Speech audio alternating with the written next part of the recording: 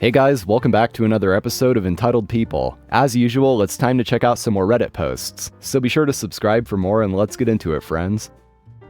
Quit my job at an upscale steakhouse, but not before making sure all the customers knew what a prick the owner was. This happened back in 2009, but I shared it in a comment on another sub yesterday and figured it belonged here too. I was waiting tables at an upscale steakhouse, and the company culture was absolute garbage. The owner, Gary, was constantly throwing tantrums and screaming at everyone, and we all hated him. He'd line us all up before every shift, just to berate us and yell how lucky we were that he'd hired us, because we were all crap at our jobs and no one else would ever have us. Stuff like that. The only reason anyone ever stuck around was because the money was good, due to the high ticket prices and solid customer base, as well as the fact that there weren't many other employment options for fine dining service in the area. In addition to being a massive prick, Gary was also a cheap bastard. There was this 6-foot-tall dessert cooler in the kitchen that had a broken door, and he put off fixing it for months because he didn't want to spend the money, so it was just sort of hanging on its hinge, and you had to be really careful opening it. Inevitably, during the height of a Saturday night rush, it fell completely off and hit one of the servers, hard. So she's laying there on the kitchen floor, bleeding from a serious-looking wound on her head. And Gary is standing over her and screaming down at her. Way to go, just brilliant. What the F am I supposed to do now? It's the middle of the rush, you've got a full section, and no one's going to be able to pick up your goddamn tables because everyone who works here is useless and incompetent. You should have been more careful. I'd seen a lot of his crap, but this was the hard line and I made a decision right then that I was out. So when I got home that night I typed up a letter to Gary, telling him exactly why I was quitting, and leaving no detail out when it came to his tantrums, his verbal abuse, and the hazards in the workplace that he wouldn't address. I printed out 30 copies, went in early for my opening shift the following day, mid-afternoon, the place was only open for dinner, and hid them all over the restaurant where guests would find them. In the menus, under the napkins on the tables, in between paper towels in the restrooms, etc. Some were in really obscure places, so that they wouldn't be found right away and would keep popping up randomly. Surprise, allowing my legacy to live on. Then instead of working my shift, I left before the pre-shift lineup. Fast forward to a couple days later, when a coworker reached out and shared with me the beautiful details of Gary's head almost exploding with rage when he found out about the letters. A couple tables read them and walked out before ordering. People in the dining room could hear him screaming from the kitchen. Apparently, they were still finding letters weeks later, and every time one surfaced, the vein in Gary's forehead would pop out, and he'd disappear into his office and slam the door.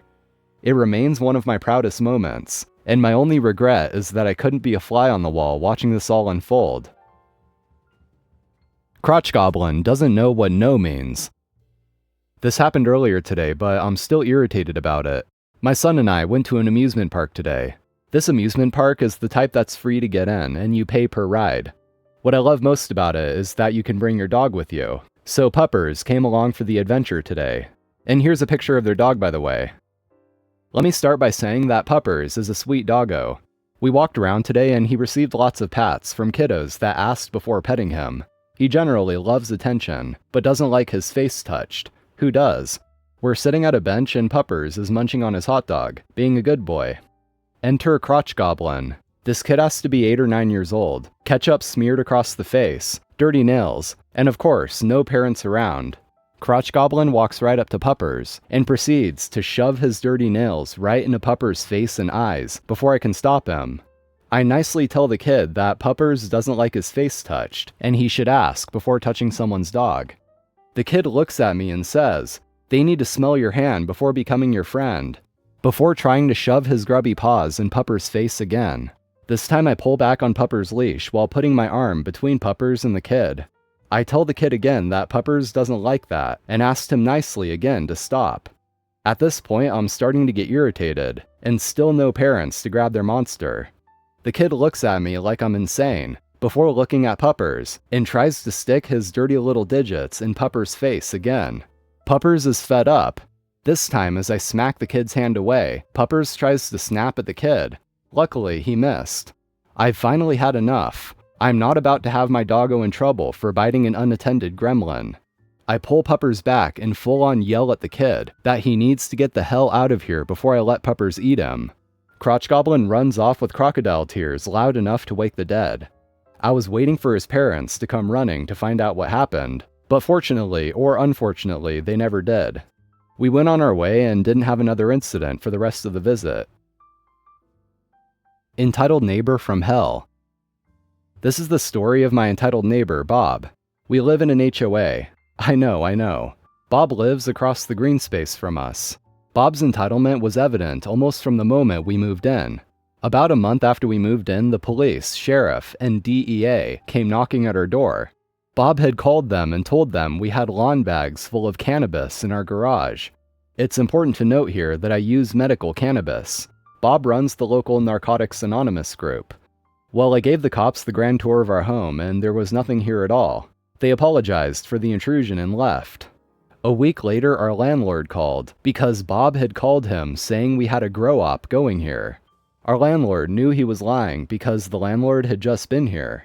Bob was trying to get us out of the neighborhood because, quote, he can't have that crap in his neighborhood. He gave up on that when my daughter and her husband purchased the property. Then he started with the constant complaints and demands. We weren't allowed to feed the squirrels because it made a mess. We couldn't plant clover because it might get in his yard. We had to mow more frequently because he mows twice a week. We only mowed once, and it looked bad. The list goes on and on. He mows the green space between our houses every time he mows his lawn, killing all the wildflowers, and tells people they can't walk there because he mows it so it is his. The worst of his entitled behavior started 2 years ago. He decided he was going to stop using his furnace and burn wood instead. Now I have lung cancer and my next door neighbor has COPD, so this was really bad. In January 2022, we had a stagnant air warning, which means you can only use wood stoves or fireplaces if that is your only source of heat. Bob didn't care, and the thick smoke from his wood stove blanketed the neighborhood. One morning I woke up unable to breathe. My daughter called for an ambulance. I stopped breathing and had to be intubated. I spent 6 days in a medically induced coma and another week in the hospital. My kids tried talking to him. I tried reasoning with him, but he didn't care. He said he was allowed to heat his house any way he saw fit. We called the county. They told him his wood stove was outdated and needed to be replaced. He said he would replace it, but 2 years on, it still has not happened. The final straw for me was when another neighbor and I had an argument. It was all of 2 minutes and resolved the next day. He came over screaming at me because, quote, he was not putting up with the crap in his neighborhood. Then he screamed at me that it was not fair that I got disability for cancer, and he had to work all day. A month later, he was suddenly in too much pain to work. He went on disability from his job, spending his time climbing on his roof, working on his motorcycles, mowing his yard every other day, and generally just enjoying not having to work. Someone he worked with turned him in for fraud, and we had investigators out here taking pictures of his activities around his house. I made sure to have a chat with them myself. Family parks in our driveway and wants to sue us because we towed their car. My family lives 2 minutes away from a very nice little Chinese restaurant. It's quite popular but has limited parking, and visitors always have to park a few minutes away. Around 10 minutes away is a good spot that is even advertised by the restaurant. A few weeks ago, a family apparently thought the 10 minutes by foot was way too much and decided to park in our driveway, directly in front of our garage. Don't get me wrong, you definitely can't mistake our driveway for a normal parking space. We have flowers and a small tree surrounding it, like a small front yard. Anyway, we don't really know when they arrived, but when my mom came home at 7 p.m., the car was already there. She parked on the side of the road and went inside, thinking we had guests. When neither my dad nor me had anyone over, my parents asked all of our immediate neighbors, and when no one knew whose car it was, we waited for an hour and called the towing service. It was 9 p.m. by then. They came and took the car away. At around 11 p.m., someone rang at our door. Who would have guessed it was the family who owned the car? A mom, a dad, and 2 brats.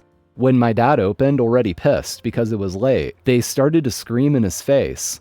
"Where is our car? We parked it here and went to the restaurant. Why is it gone?" This got my mom's and my attention too. My dad wanted to stay calm and told them that this was our private property, and they illegally parked there and that we got their car towed. After they heard that, the parents completely freaked out. The screaming and name-calling that followed made their kids cry, and my dad closed the door on them. We then went on with our evening. An hour later, let me remind you it was 12 a.m. by now, the doorbell rang again.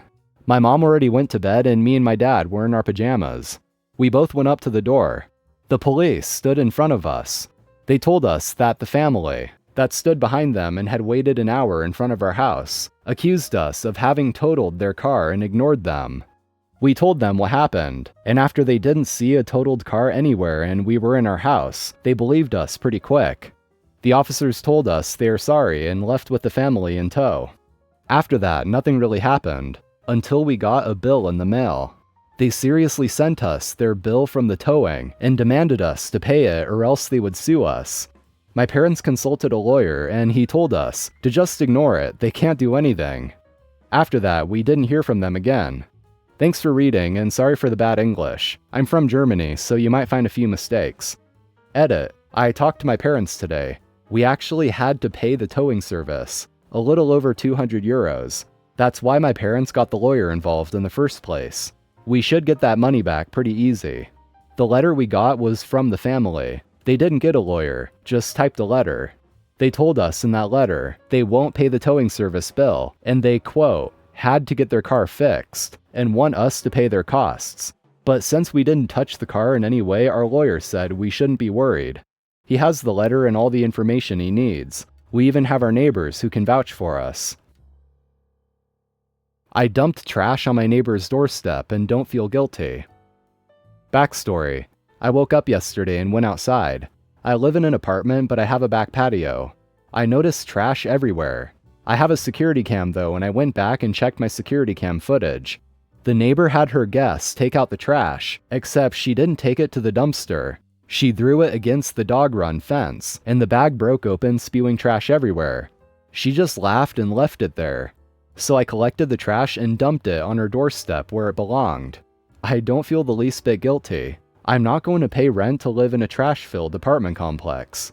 I don't understand how people can litter and feel fine about it. But for anyone who is curious, this is what her front door looked like. And yeah, there's the pile of trash that OP left on their doorstep. Well friends, that's going to be all for today. Thank you so much for watching, I appreciate it. Drop a like if you enjoyed and subscribe for more. So take care, I'll see you all next time.